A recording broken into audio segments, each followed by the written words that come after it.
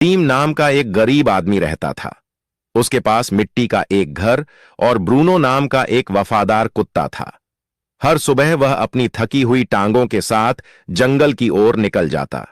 घंटों पेड़ों की टहनियां काटता, उन्हें गठरी में बांधता और बाजार में मामूली दामों में बेचकर वह मुश्किल से एक वक्त की रोटी और थोड़े से खजूर खरीद पाता।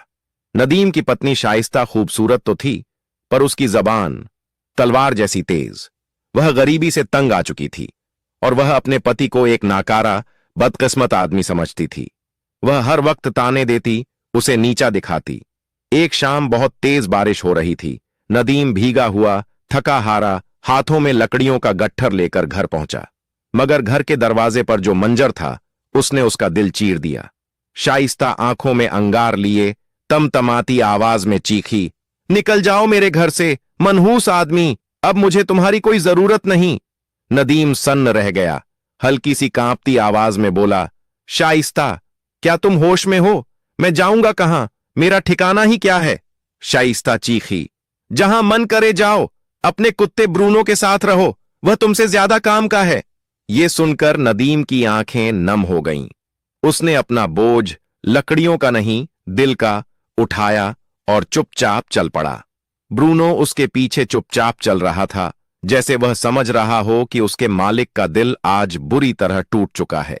गांव के आखिरी छोर पर पहुंचे तो नदीम एक पुराने बेरी के पेड़ के नीचे बैठ गया। उसकी आंखें आसमान की तरफ उठीं। या खुदा, मेरे पास इस वफादार कुत्ते के अलावा कुछ भी नहीं बचा। तू ही मेरा सहारा है। बस वहीं से एक ऐसी कहानी की शुरुआत हुई जिसकी तसव्वुर न कभी शाइस्ता ने किया था, न नदीम ने। रात ढलती गई। नदीम पेड़ के नीचे बैठा रहा और ब्रूनो उसकी गोद में सिर रखकर उसे दिलासा देता रहा। जब अंधेरा और ठंड बढ़ने लगी तो नदीम उठकर जंगल की उस दिशा में चल दिया जहां कोई इंसान नहीं रहता था। चलते चलते उन्हें एक पुरानी खंडहर कुटिया दिखी। नदीम ने भीतर जाकर कुछ सूखी लकड़ियां बिटौरी और आग जलाई ताकि बदन की सर्दी कम हो सके, और फिर मिट्टी के फर्श पर ब्रूनो के साथ लेटते हुए बोला, गरीबी मुझे क्या मिटाएगी ब्रूनो? जब तुम मेरे साथ हो, तुम 1000 आदमियों से ज्यादा सच्चे हो। रात आधी हो चुकी थी। अचानक ब्रूनो गुर्राने लगा। उसकी आंखें कुटिया के एक अंधेरे कोने पर टिकी थीं। नदीम घबरा गया। क्या हुआ ब्रूनो? कोई जंगली जानवर है क्या? ब्रूनो उस मिट्टी की फर्श को अपने पंजों से खोदने लगा। नदीम ने जलती हुई मशाल उठाई और उस कोने में रोशनी डाली। वहां की जमीन ढंसी हुई थी, मानो सालों पहले किसी ने कुछ दबाकर छुपाया हो। दोनों ने मिलकर खोदना शुरू किया। कुछ ही देर में उनके हाथ किसी कड़ी लकड़ी जैसी चीज से टकराए। या अल्लाह! नदीम के होंठ कांपे। ये तो किसी संदूक का ढक्कन लगता है। कुछ और मिट्टी हटाने पर एक पुराना, लोहे की पट्टियों से बंधा हुआ संदूक नजर आया। इतना पुराना कि किनारों पर काई और मिट्टी जम चुकी थी। कांपते हाथों से नदीम ने उसका जंग लगा ताला तोड़ने की कोशिश की। पहले ताला नहीं हिला, पर जब उसने पत्थर से जोरदार वार किया तो ताला टूट गया। नदीम ने संदूक का ढक्कन उठाया और अगले ही पल उसकी आंखें चमक उठीं। संदूक सोने के सिक्कों, कीमती अशर्फियों, भारी हारों और पुराने जमाने के बेशकीमती गहनों से भरा हुआ था। उसके होंठ कांप गए। क्या यह सपना है या खुदा ने मेरी पुकार सुन ली? वह घुटनों के बल बैठ गया, आंखों में आंसू भर आए। उसी रात से किस्मत का रुख बदल गया। नदीम, जो कुछ नहीं था, अब इतना आमिर बन चुका था कि दुनिया उसे सलाम करे। अगली सुबह सूरज की पहली किरणों के साथ ही नदीम जाग उठा। रात भर की बेचैनी अभी भी उसकी आंखों में बाकी थी। उसने उस चमचमाते खजाने को ध्यान से देखा, फिर गहरी सांस लेकर बोला, इस दौलत को जितना छिपाकर रखूं उतना बेहतर है। दुनिया की नजरें नफरत भी लाती हैं और लूट भी। उसने संदूक को वैसा ही बंद किया, मिट्टी से ढक दिया और बस थोड़े से दिरहम अपनी जेब में रखकर बाजार की ओर निकल पड़ा। गांव का छोटा सा बाजार आज पहले से कहीं ज्यादा रौनकदार लग रहा था। ठेले वालों की आवाजें, मसालों की खुशबू और लोगों की चहल पहल। नदीम ने अपने और ब्रूनो के लिए रोटी, दूध, कुछ सूखे मेवे और थोड़ा राशन खरीदा। फिर उसने ऐसे वापस लौटने का रास्ता चुना कि किसी की नजर उस पर न पड़े। रात दर रात नदीम खजाने से जितना जरूरत हो उतना सोना निकालता। वह उससे माल खरीदता, बाजार में बेचता और धीरे धीरे उसके हाथ में व्यापार की समझ आने लगी। चंद हफ्तों में बाजार के कोने में उसकी एक छोटी सी दुकान बन गई, जहां तौल कभी कम नहीं होता था और पैसे कभी जरूरत से ज्यादा नहीं लिए जाते थे। लोग उससे सामान नहीं, एतबार खरीदते थे। उसकी मुस्कुराहट, मीठे लहजे और खालिस नियत ने दिल जीत लिए। देखते ही देखते गांव के बच्चे, बूढ़े, औरतें सभी कहते फिरते, वो आदमी जो कुटिया में रहता है, उसकी दुकान में बरकत है। उसकी शक्ल पर अब पहले वाली थकान नहीं, बल्कि एक अजीब सी रोशनी थी, जैसे किसी ने उसे टूट कर दुआ दी हो। लेकिन नदीम अभी भी उसी पुरानी खंडहर कुटिया में रहता था। रात होने पर वह ब्रूनो के साथ बैठकर मुस्कुराता और कहता, मेरे दोस्त, किसी को यह पता नहीं कि गांव का सबसे अमीर आदमी मिट्टी की कुटिया में एक कुत्ते के साथ रोटी बांटकर खाता है। दौलत अगर दिल में उतर जाए तो आदमी बेकदर हो जाता है, और मैं ऐसा नहीं बनूंगा। दिन बीतते गए। ईमानदारी ने नदीम को ऊपर उठाया और बरकत ने उसके घर की दहलीज पहचान ली। कुछ लोग उसकी तारीफ करते, कुछ जलते, मगर सब उसकी तरक्की पर हैरान थे। और इन सब के बीच कहीं दूर एक औरत हर रात उसे देखती थी, शाइस्ता, वही औरत जिसने उसे घर से निकाला था। अब ताल्लुकात टूट चुके थे, तलाक उसके हाथ में था और पछतावा उसकी आंखों में जलता अंगारा बन चुका था। वह औरतों से पूछती, क्या ये वही नदीम है जो लकड़ियां बेचता था? और जवाब मिलता, हां, हालात बदलने वाले खुदा को सलाम, अब वह ताजगी से भरा ईमानदार व्यापारी है। शाइस्ता के दिल में हर रात एक सन्नाटा उतरता, काश मैंने उसे पहचाना होता। एक रात जब नदीम दुआएं पढ़ चुका था और पुरानी किताब के पन्नों में खोया हुआ था, अचानक दरवाजे पर दस्तक हुई। ब्रूनो फौरन सतर्क हो गया। नदीम ने दरवाजा खोला। बाहर शाइस्ता खड़ी थी, चेहरा मुरझाया हुआ, आंखें पछतावे से भरी हुई। उसने धीमी आवाज में कहा, सलाम वालेकुम नदीम। नदीम ने उसके चेहरे को गौर से देखा। वहां न घमंड था, न ताना, सिर्फ टूटन। वालेकुम अस्सलाम, इस वक्त यहां क्यों आई हो? शाइस्ता कांपती आवाज में बोली, माफी मांगने, मैंने तुम्हें नहीं समझा। मैंने जो किया वह जुल्म था। नदीम ने उसे अंदर आने का मन बनाया, मगर उसकी आंखों में वह चुभन अब भी बाकी थी। उसने कहा, दिल माफ कर भी दे तो जख्म निशान छोड़ जाता है। वक्त बताता है कि कौन अपना था और कौन आजमाइश। ब्रूनो अपनी वफादार फितरत के साथ शाइस्ता को शक की नजरों से घूर रहा था। शाइस्ता कुछ देर खड़ी रही, फिर बिना कुछ और कहे लौट गई। अगले दिन नदीम बाहर आया तो हैरान रह गया। शाइस्ता कुटिया के सामने झाड़ू लगा रही थी, सामान सहेज रही थी, जैसे अपने अतीत को साफ कर रही हो। नदीम ने पूछा, मैंने तुमसे कुछ नहीं कहा, तुम ये सब क्यों कर रही हो? उसने सिर उठाया, आंखों में सच्चाई थी, क्योंकि अब समझ आया है, इंसान की कीमत दौलत से नहीं, दिल से होती है। और मैंने तुम्हें तब खो दिया जब तुम मेरे सबसे करीब थे। नदीम उस वक्त गहरी खामोशी में था।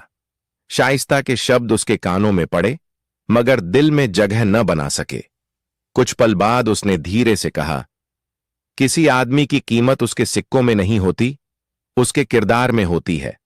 अगर तुमने मेरी कीमत उस वक्त समझी होती जब मैं लकड़ियां ढोता था, तो तुम मुझे रात के अंधेरे में घर से धक्का देकर बाहर न निकालती। शाइस्ता की आंखें भर आईं, आवाज कांप गई। मैं अंधी होकर दौलत के पीछे भागी। दुनिया की चमक दमक ने मेरे दिल को सख्त कर दिया। आज मैं अपनी करनी की सजा भुगत रही हूं। क्या मेरे लिए एक और मौका है? नदीम ने उसे देर तक देखा, वह नजर जिसमें दुख था, पर कोई शिकायत नहीं। फिर वह बिना एक और लफ्ज कहे कुटिया के अंदर चला गया। दरवाजा धीरे से बंद हो गया। वह अपनी पुरानी चटाई पर बैठा और खुद से पूछा, क्या यह औरत सच में तौबा करने आई है, या फिर उसकी नजर मेरे पास की दौलत पर है? उसे वह रात याद आई जब उसे घर से निकाल दिया गया था, जब उसके पास न कोई ठिकाना था, न कोई इंसान, सिवाय ब्रूनो के। उसी वक्त ब्रूनो अंदर आया, अपने मुंह को नदीम की जांघ पर टिकाया, जैसे कह रहा हो, जो औरत गरीबी में कद्र नहीं की, अब पैसों के लिए कद्र करने आई है। नदीम ने उसके सिर पर हाथ फेरा और बुदबुदाया, मेरे घर में जगह उसी की है जिसने मेरे अंधेरों में मेरा साथ दिया। नदीम शांत आवाज में बोला, हम दोनों के बीच जो रिश्ता था वह अब खत्म हो चुका है।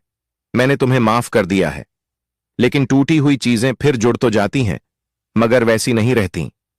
शाइस्ता के होंठ कांपे। वह धीमे से बोली, अगर अगर आप चाहें तो मैं एक नौकरानी की तरह यहां रह जाऊं, बस आपकी सेवा करने के लिए। नदीम ने कहा, नहीं शाइस्ता, मैं तुम्हें रोज रोज देख के का दिल दुखाना नहीं चाहता। बेहतर होगा तुम चली जाओ। शाइस्ता रो पड़ी। उसके आंसू सिर्फ पछतावे के नहीं थे, वे उस किस्मत के थे जिसे उसने अपने हाथों से जला दिया था। दिन गुजरते गए। वह कुटिया जहां कभी सिर्फ नदीम और ब्रूनो रहते थे, अब लोगों का अड्डा बन गई। कोई सलाह लेने आता, कोई दुआ मांगता, कोई मुसीबत बांटने।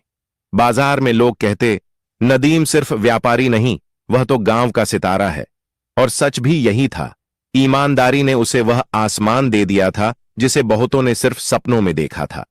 एक दिन बाजार में एक आदमी आया, बेहतरीन कपड़े, चमकते जूते और चाल में रुतबा। सलाम, मैं हाजिम मरवान, गवर्नर का डिप्टी हूं।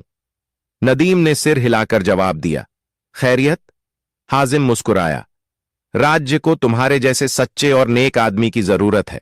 हम चाहते हैं कि तुम गांव की तरफ से शासकों की परिषद में शामिल हो जाओ। तुम्हें जमीन, सैनिक, नौकर और अधिकार दिए जाएंगे। नदीम ठहर गया। उसके हाथों में कभी सिर्फ कुल्हाड़ी रही थी और आज उसे सत्ता दी जा रही थी।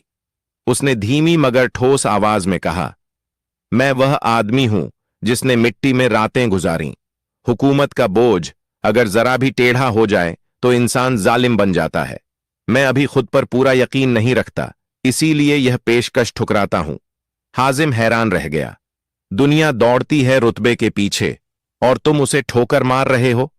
नदीम मुस्कुराया, सत्ता के पीछे भागने वाला अक्सर अपने दिल को पीछे छोड़ देता है। जब तक मेरा दिल मजबूत न हो जाए, मैं किसी इंसान पर हुक्म नहीं चलाऊंगा। हाजिम के जाने के बाद हवा बदल गई। गांव वालों की निगाहें पैनी हो गईं, कानाफूसी होने लगे।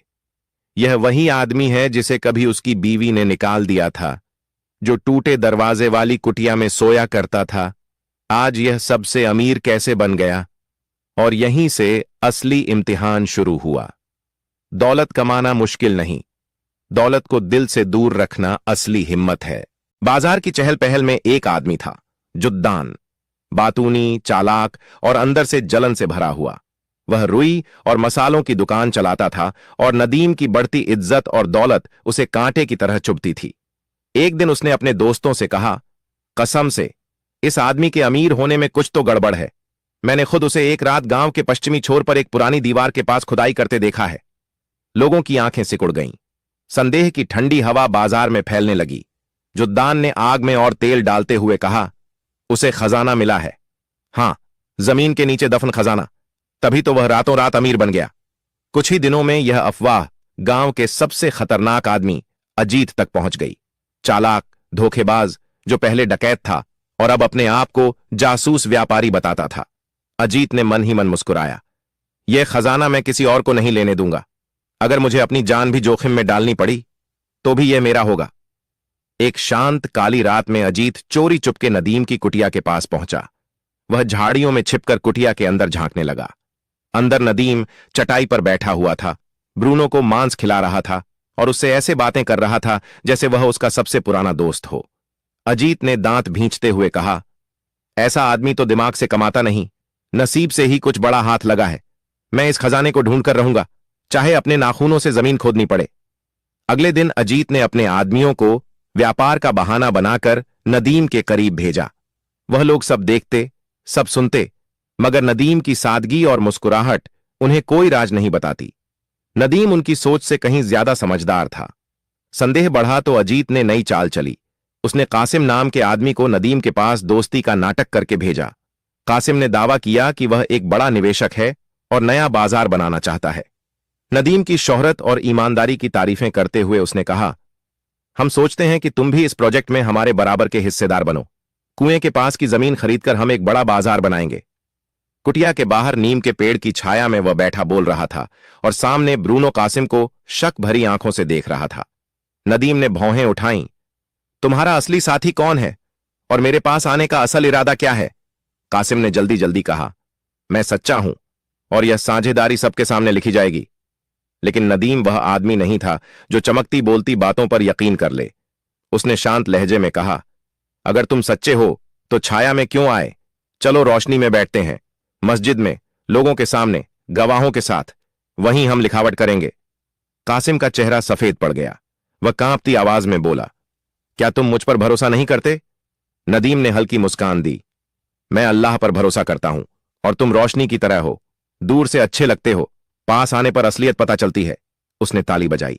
ब्रूनो तुरंत आकर उसके बगल में बैठ गया और कासिम को ऐसी नजरों से देखा जैसे वह कह रहा हो, यहां चालें नहीं चलेंगी।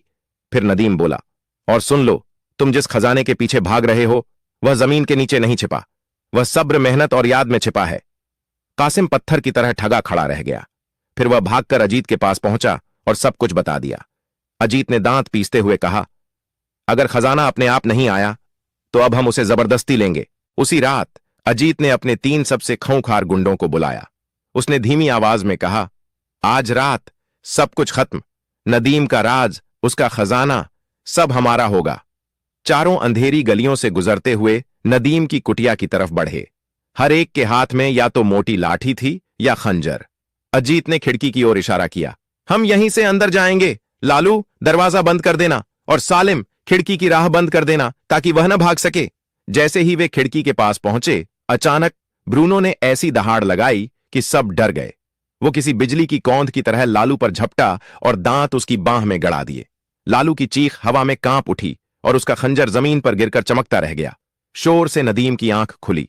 वह लाठी पकड़कर कुटिया से बाहर आया। अंधेरी रात में उसने अजीत भागते देखा।